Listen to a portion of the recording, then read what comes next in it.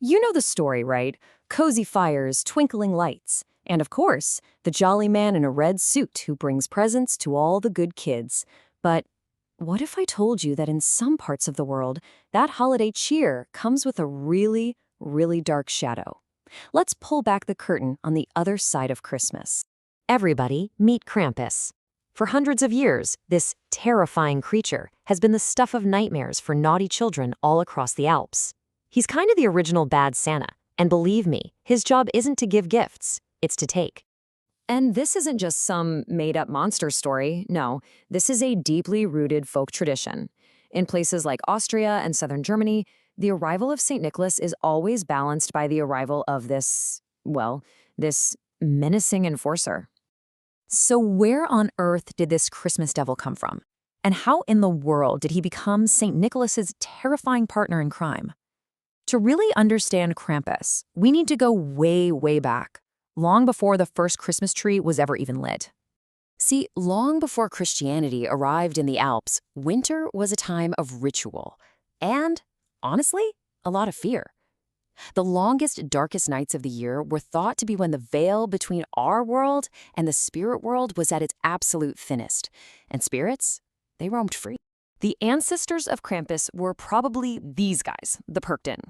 So locals would put on these horrifying costumes, not to scare people, but to scare away the real ghosts of winter. They'd use all this noise and frightening imagery to make sure the sun would come back. Okay, so this is where we have to separate fact from fiction. You might have heard that Krampus is the son of the Norse goddess Hel, but that's totally a modern invention. The historical facts point to a much different origin story. His name comes from the old German word Krampen, which means claw, and his roots are in those ancient alpine rituals of the Perkten. So how does a pagan winter spirit become a part of Christmas? Well, as Christianity spread, it didn't just erase all these old traditions. A lot of the time, it just absorbed them. So the wild man of the mountains was basically given a new job, working for a saint. And his whole look is just packed with symbolism. The chains he rattles around, some people say they represent the binding of the devil by the church. The bells are just this chaotic warning that he's coming. And those birch branches he's carrying, yeah, those are not for decoration. And this created, honestly, a brilliant partnership. St. Nicholas gets to stay this figure of pure kindness, the guy who gives gifts, because Krampus handles all the dirty work. One rewards the good, the other punishes the bad. It's a perfect moral balance, right? But, not everyone was a fan of having a devilish monster running through the streets at Christmas time. In the 20th century, Krampus actually faced enemies that were way scarier than St. Nicholas: politics and psychology.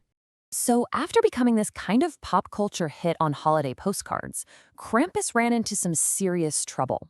In 1934, Austria's fascist government banned the parades, calling them unruly and anti-Christian.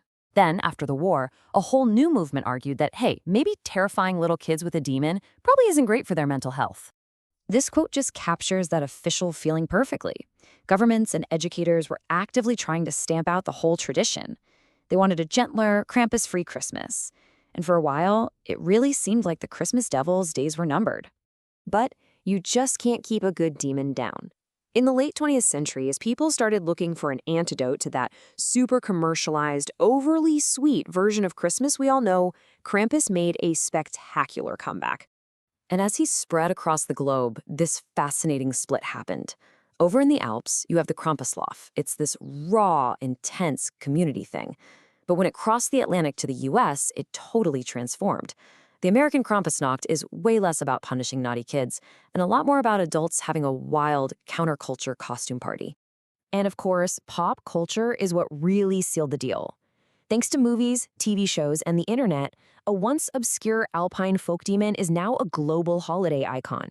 He's right up there with Rudolph and Frosty, just, definitely not as cuddly. This quote, I think, just hits the nail on the head. It gets to the very heart of why he's so popular now. Krampus is the perfect antidote to the relentless, sometimes overwhelming, cheerfulness of the modern holiday season. He brings a little bit of delicious darkness back into the mix.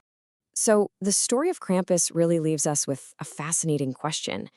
I mean, this guy survived pagan rituals. He survived being adopted by Christianity.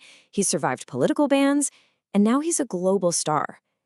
Maybe his survival shows us that our holidays, just like life, really do need a balance of both the naughty and the nice.